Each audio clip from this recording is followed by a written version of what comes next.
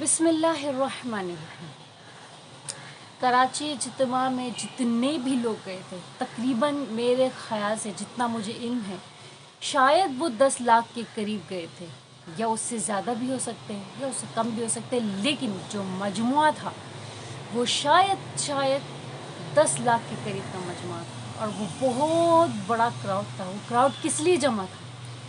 وہ اللہ کی راہ میں نکلے ہوئے لوگ تھے، اور وہ نکلے نہیں تھے، اللہ تعالیٰ نے انہیں نکالا تھا، اور ان سب میں شامل ایک عدد میرا بھائی بھی تھا جس کو اللہ تعالیٰ نے یہ سعادت، یہ توفیق بخشی تھی کہ وہ کراچی اجتماع میں جائے، سحر روزہ لگائے، 3 دن وہ کراچی اجتماع میں رہا، اور بہت سارے لوگوں کے ساتھ وہ مل کر اس نے اللہ کی توحید بیان کی، اللہ رسول کی باتیں کی، اور یہ سب جتنے بھی لوگ وہاں پہ شامل تھے سب کے سب خوش نصیب تھے جن کو اللہ تعالیٰ نے خود بلایا تھا۔ بات سمجھ آ رہی؟ ایسے تو پوری دنیا میں، کائنات میں، پورے پاکستان میں بہت سے لوگ مسلمان ہیں جن کو اللہ تعالیٰ چاہتا تو یہ بڑا مجموعہ میں، یہ جتنا بڑا کراؤڈ تھا کراچی اجتماع کا، اللہ تعالیٰ انہیں بلا سکتا تھا، لیکن پھر بھی کراچی اجتماع کے مجمع میں جتنے بھی لوگ تھے وہ پورے پاکستان سے آئے ہوئے تھے، کوئی پشاور سے، کوئی لاہور سے، کوئی کوئٹہ سے، بہت ساری جگہوں سے، الگ الگ خطوں سے لوگ آئے ہوئے تھے۔ تو اللہ تعالیٰ نے ان کو بلایا تھا، وہ خود سے نہیں نکلے تھے، اللہ تعالیٰ نے ان کو اپنی راہ میں نکالنے کی کیا دی تھی؟ سعادت بخشی تھی۔ تو کراچی اجتماع اتنا بڑا تھا کہ اس میں بہت سے واقعات رونما ہوئے تھے۔ اللہ تعالیٰ نے اپنی نشانیاں دکھائی تھی لوگوں کو کہ میں ہوں اور میں تمہارے سامنے ہوں۔ ویسے تو ہم لوگ ایمان رکھتے ہیں کہ اللہ ہے، لیکن کبھی کبھی اللہ تعالیٰ ہم سے اتنی محبت کرتا ہے کہ اللہ تعالیٰ اپنی جھلکیاں دکھا دیتا ہے۔ اسی طریقے سے ایک جھلکی میرے بھائی نے بھی دیکھی اور وہ اس میں شامل ہوئے۔ تو واقعہ مختصر، جامع، لیکن بہت دل پہ لگنے والا واقعہ ہے۔ چونکہ میری والدہ نے بولا کہ یہ بیان کر دوں میں، تو والدہ نے کہہ دیا بات ختم، تو میں نے سوچا کہ میں بیان کر دوں چونکہ مختصر ہے۔ واقعہ یوں ہے کہ وہاں پر ایک آدمی آیا ڈولتا ہوا، جھولتا ہوا، اور اس کے پاس سے بہت بدبو آ رہی تھی، اسمیل آ رہی تھی گندی، وہ پڑا گندا ہوا تھا اور وہ ڈول رہا تھا۔ لوگوں کو لگا کہ شاید شراب وراب پیا ہوا ہوگا، تو لوگوں نے اس کو روکا۔ تو ان میں سے ایک آدمی نے، ساتھیوں میں سے ایک ساتھی نے کہا کہ اس کو تم کیوں روکتے ہو؟ یہ تو اللہ کی جگہ ہے، یہاں پہ سب اللہ کی عبادت کرنے کے لیے آئے ہوئے، اللہ اور اس کے رسول کا نام لینے کے لیے آئے ہوئے ہیں، اس کو مت روکو۔ تو لوگوں نے، ساتھیوں نے نہیں روکا۔ تو اس شخص نے جو ڈول رہا تھا، جھوم رہا تھا اور پراگندہ تھا، جس کے پاس سے بدبو آ رہی تھی، لوگوں کو دیکھ کر اسے دیکھ کر لوگوں کو برا فیل ہو رہا تھا، کراہیت سی آ رہی تھی۔ اس شخص نے ساتھیوں سے کہا، جماعت کے ساتھیوں میں سے کچھ چند ساتھیوں کو کہا کہ مجھے نماز پڑھنے کا بہت دل چاہ رہا ہے۔ کیا کہا اس نے؟ کہ مجھے نماز پڑھنے کا بہت دل چاہ رہا ہے، اور مجھے وضو بنانا نہیں آتا۔ تو ساتھیوں میں سے ایک ساتھی نے کہا کہ چلو ہم آپ کو وضو بنوا دیتے ہیں۔ تو انہوں نے اس شخص کو وضو بنوایا، کہا کہ آپ نماز پڑھو۔ اس نے کہا کہ مجھے نماز پڑھنی نہیں آتی، آپ مجھے پڑھا دیں۔ تو ساتھیوں میں سے ایک ساتھی نے کہا کہ میں جیسے جیسے نماز پڑھتا ہوں آپ ویسے ویسے میرے پیچھے نماز پڑھتے رہیے۔ تو اس نے کہا ٹھیک ہے۔ تو ساتھی جب نماز کے لیے کھڑے ہوئے، نیت باندھی، اس نے بھی نیت باندھی، انہوں نے اللہ کی صورتیں بیان کی، پڑھی، وہ خاموش رہا، وہ رکوع میں گئے، وہ شخص بھی رکوع میں گیا، پھر وہ ساتھی سجدے میں گئے، وہ شخص بھی سجدے میں گیا۔ ساتھی تو سجدے سے اٹھ گئے لیکن وہ شخص سجدے سے نہیں اٹھا، اور اللہ رب العزت نے وہیں سجدے میں اس کی روح قبض کر لی۔ اللہ، یہ کیا تھا؟ اور اس کے نماز جنازہ میں پورا کراؤڈ تھا، پورا مجموعہ تھا اس کے نماز جنازہ میں۔ وہ کون شخص جس کو نماز پڑھنی نہیں آ رہی تھی، جس کو وضو بنانا نہیں آ رہا تھا، جس شخص کو وضو بنانا نہیں آ رہا تھا، جس شخص کو نماز پڑھنے نہیں آتی تھی، اس نے یقیناً ساری زندگی نماز نہیں پڑھی ہوگی، ساری زندگی اللہ کے روبرو سے سجدہ نہیں کیا ہوگا۔ بات سمجھ آ رہی ہے؟ لیکن اللہ تعالیٰ نے اس کو اتنی خوبصورت موت کیسے دی؟ کیوں دی؟ بنا تکلیف کے، بنا پریشانی کے اللہ تعالیٰ نے اسے اپنے سجدے میں اپنے پاس بلا لیا۔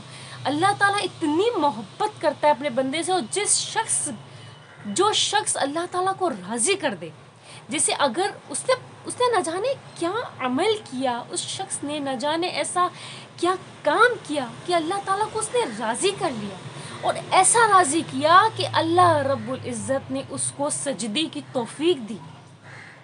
اللہ تعالیٰ نے اپنے ہی بندوں کو کام پر لگا دیا کہ اس بندے کو نماز پڑھاؤ، چونکہ نماز ہمارے دین میں اتنی ضروری ہے، اتنی اہمیت کا حامل ہے۔ سب سے پہلے نماز کا ہی سوال ہوگا، چونکہ فرض ہے، تو اللہ تعالیٰ نے وہ فرض نماز اس شخص کو بخشی، اور اسی میں اللہ تعالیٰ نے اس کو اپنے پاس بلا لیا۔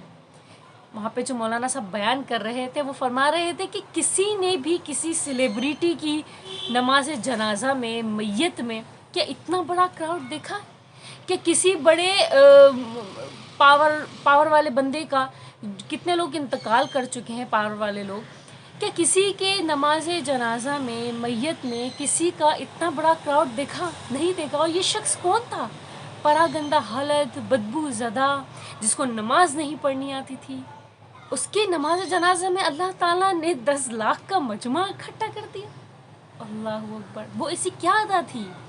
کہنے کا اس واقعہ کا لب لباب یہ ہے، ہمیں یہ سمجھنا چاہیے کہ اللہ کو راضی کرنے کے لیے ہمیں ہر دن، ہر وقت، ہر پل کوشش کرنی چاہیے، کیونکہ اللہ تعالیٰ تو ہم سے اتنی محبت کرتا ہے، 70 ماؤں سے زیادہ اللہ ہم سے محبت کرتا ہے، اور ایسی محبت کرتا ہے کہ اس کو راضی کرنے پر اگر آپ جٹ جاؤ تو وہ راضی ہو جاتا ہے۔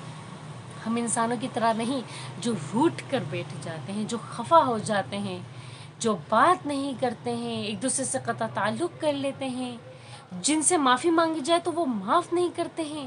ہمارے خود کے بڑے لوگ، ہمارے دوست، احباب، رشتہ دار ایسے ہی ہوتے ہیں نا، اگر ناراضگی ہو جائے تو بات چیت بند ہو جاتی ہے۔ لیکن اللہ رب العزت تو کہتا ہے کہ میں انتظار میں ہوں، میں منتظر ہوں، کب مجھ سے استغفار کرو اور میں تمہیں معاف کروں۔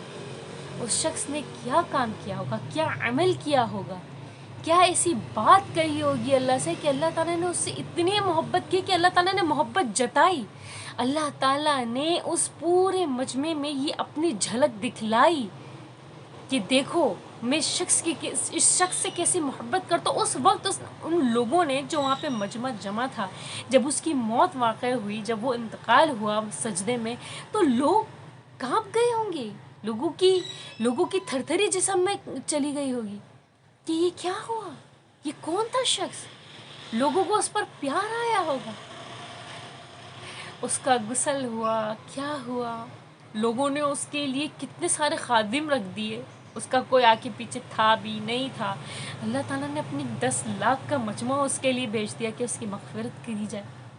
اللہ تعالیٰ چاہتا تھا۔ جب اللہ تعالیٰ جو چیز چاہتا ہے نا تو کامیابی ملتی ہی ملتی ہے۔